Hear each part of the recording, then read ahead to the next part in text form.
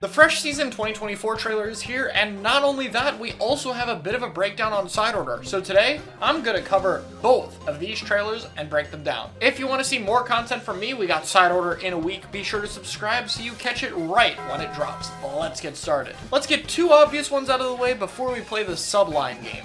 First off, the Splatoon 2 win animations are back. We can see them in this wide shot with like 5 of them, so that's pretty cool. We basically already knew that these were likely to happen in the Splatoon 2 themed update since the Splatoon 1 one had them, but it's cool to actually see them. It will be very disappointing if Splatana and Stringer don't get a new animation for this again, but that's probably what's gonna happen. The gear is also mostly Splatoon 2 gear, such as the Hot House hoodie being my personal favorite. Hopefully we also get the 8-ball shirt so I can finally complete my gear look. I expect we will get most, if not all, of the remaining Splatoon 2 gear in this update, and the rest of it probably in the next one, if not, so that's good to see. We've been missing a lot of Splatoon 2 gear. And in addition to that, it seems like there's some new gear functionality. The glasses will be able to be worn above your head, which is actually what I like for my Stamper build anyway, which is really cool, and what the Octo glasses obviously do. You can see it with the tinted shades here. And it seems like all shoes will have the ability to have socks on or off. I found both of these out from this image here. Check out the original post in the description. Anyway, I already know you guys want to see the sub-weapon lines, so let's do this. We got a lot of sub-weapons confirmed in this one. Both the Dreadringer and the 52 cal Deco have a 65% sub-line, which means it's either Torpedo or Curling Bomb. Now, 52, I am willing to bet is going to be Curling, since you know they love to reference kits. We have no idea what the special could be, but I think that's going to be an okay sub for it. It was later confirmed on a tweet by Nintendo that 52 got Curling and Scream. I could see Dread also getting a Curling Bomb since it's a slow weapon and it wouldn't be horrible for it, but not a personal pick of mine. I'd say Torpedo is a bit more likely though. It's never been on a bucket ever, and it makes a lot of sense for this weapon. It would legitimately be one of the best subs it could get, so I'm really hopeful for it, honestly. Explosher has Wall and Splashdown, and some people were coping that the Splashdown jump radius got buffed, but no, that's just the explosions from the 2 people who died next to it. So,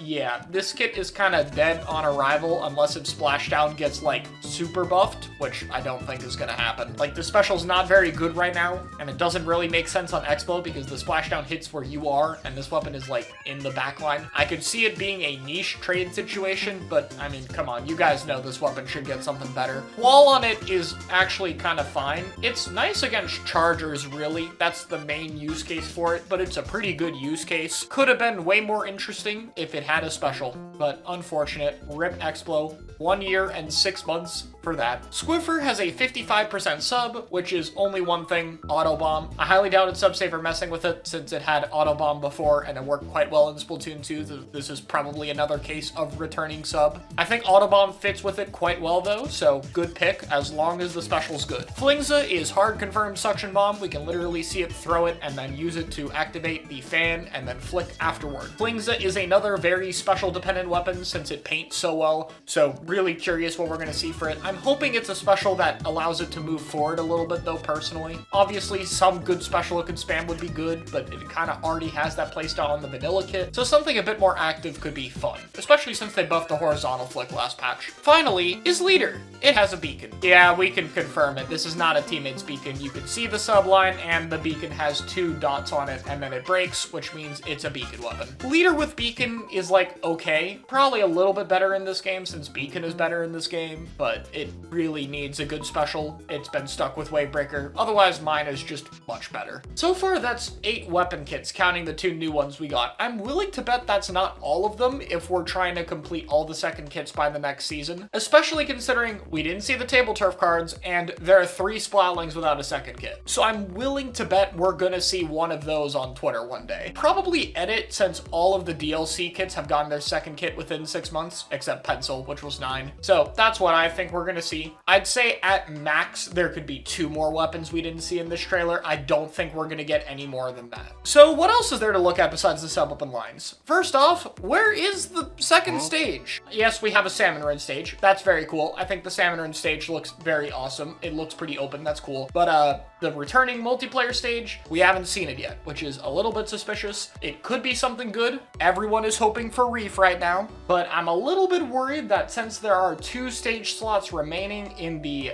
map selection pick on like private battles, that there's only 2 stages left and we're getting 1 each season now. I hope I am wrong with that. So, you know, maybe we'll wake up to a new stage. The brand new stage we got, the airport one, looks pretty good. It is a little bit small, which means that it needs wide flanks. However, with the fans to add unique terrain, a nice spawn area, and what looks like a relatively open layout, I think it's going to be pretty cool. I also like the snipe area having grates next to some uninkable wall there. It adds a necessary downside to what otherwise would be a really strong sniper perch, so that's pretty interesting. Very high risk, high reward spot. It's cool to see the fans come back, and it seems like that they're continuing with having stages have a bit more of their own unique identity, which is definitely something we've needed. That's been a problem since Splatoon 2 stages came out. Also, we got a new Splatfest gimmick. It's really hard to tell what this is. My personal hope is that Pro Mode and Open are going to be split, and then Pro Mode will have no gimmick and just be for grinding, and Open Mode will have this brand new gimmick in it. It seems like they're just mini explosives you can pick up and throw, maybe like the clams in Clam Blitz, for instance, but just used as a weapon. Regardless, I think it's cool. Turf War has desperately needed something new. I don't think Tricolor has really worked very well, so it's cool to see another gimmick. I can't wait to try it when it comes out. Before we get to side order, 2 new main weapons. First off, it's the dually. This is basically like the S-Blast, but for dualies. Its standard fire is a long-range mode that seems to be probably pretty weak, but has a trade-off of the most range in the dually class. This looks like it's slightly more or equal to Squiffer, which is pretty crazy. The dodge rolls are pretty long. Seems similar to the early dually sculpture before it got its rolls, maybe a little bit more. And up close, the weapon has range of that of a short-range shooter, but fires way faster. It is a really cool gimmick. I think it's very interesting, and forcing you to have to fight while you're in a dodge roll in order to get the fast killing mode is a very interesting trade-off. It's also worth noting that this weapon is a 5-shot in both firing modes. I think some people are going to worry too much about it. If the accuracy and fire rate are good enough, it's not that big a deal. It was a problem on Nova because Nova has horrid accuracy and is a 5-shot. This weapon actually looks like it shoots straight, so it should be okay. This weapon does have a subline we can see, which is 60%, which means it's mist, mine, wall, sprinkler, or fizzy. I could see wall being okay with it, but probably not. Mine, sprinkler, and mist is probably not what it wants, and fizzy, as always, would be God. The new Brella seems to be based around having a fast shield regen and fast launch. I don't know if it's that it comes back instantly when it dies, or if it just comes back really fast. It's kind of hard to say. I think that we don't know as much about this weapon, and it really needs to have good damage, because it seems to have a very flimsy shield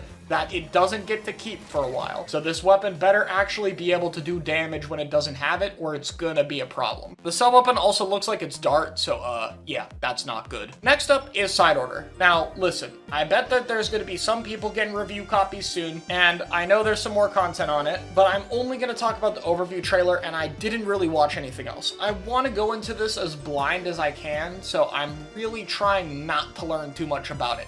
So I'm going to talk a little bit about what I saw from that trailer because I don't think it spoils too much. Here's a few of my thoughts. I don't think this tower thing is the final boss. Maybe it's a fake out one, maybe it's just what you fight when you reach the top of the tower, but I do not think we would be seeing this much of it, nor would it be this generic if this was the actual final boss. It does look really cool, I just don't think it's going to be the end of the game. The difficulty of it looks really nice. If you lose, you do get some points that you can use to upgrade yourself for your next attempt, but you do literally completely reset if you lose. That's a really interesting challenge, and I know I'm going to try to beat it without having to do any resets. No idea if I actually will with how cool the format is, but I think that's really awesome. I was worried that they were going to water down the difficulty a little bit, but nope, they're going full roguelike. I like it. The progression chips we get to see more of, I really like stuff like the dualies having explosive dodge rolls. The damage from that is really cool, and there need to be more upgrades that expand and make weapons feel really broken, and less stuff like slightly increased ink consumption. That's my hopes for it personally, and I think if the upgrades are good, it will add a lot of replayability. Finally is the weapon skins. It looks like you're actually going to be able to get a skin for like probably most, if not all, of the weapons in the game, which is cool. We didn't get the Octo weapons last time Octo expansion happened, but at the end of the trailer, we can see it confirmed here. My only real concerns for this are the skins just attached to the vanilla kits, or can you put them on any, since there's so many of them? I guess we'll have to see. It's cool to see they're actually doing the skins though, since Octo expansion had that as a big missed opportunity. Octobrella still looked amazing. We could have had it. as the second kit, but oh well. I think Side Order so far looks pretty good. This overview definitely gave me a bit more hope that they're sticking with the concept and really fully fleshed it out, and it's cool to see Pearl in person. I'm just hoping there's a bit more to the story. It seems like we haven't seen that much of it just yet, so if it is a good story, and if the roguelike is executed well, I think it's going to be fantastic. I am really excited to play it. Now, what do I think for the season as a whole? The Splatfest gimmick is cool, the new weapons have interesting concepts, and I think the stage is good, but a lack of returning stage and weapons that are very dependent on strong kits when the only one we've seen is Splashdown Explo is not a good sign. This might be a case where the weapons really don't work, but all of the new stuff we get does, but I'm hoping that's not the case. Some strong kits could make it a really good season. At least we have Side Order to fall back on if it does end up kind of mediocre. We'll see when it comes out though. Thanks for watching, let me know what you thought of my analysis, and I will see you all next time.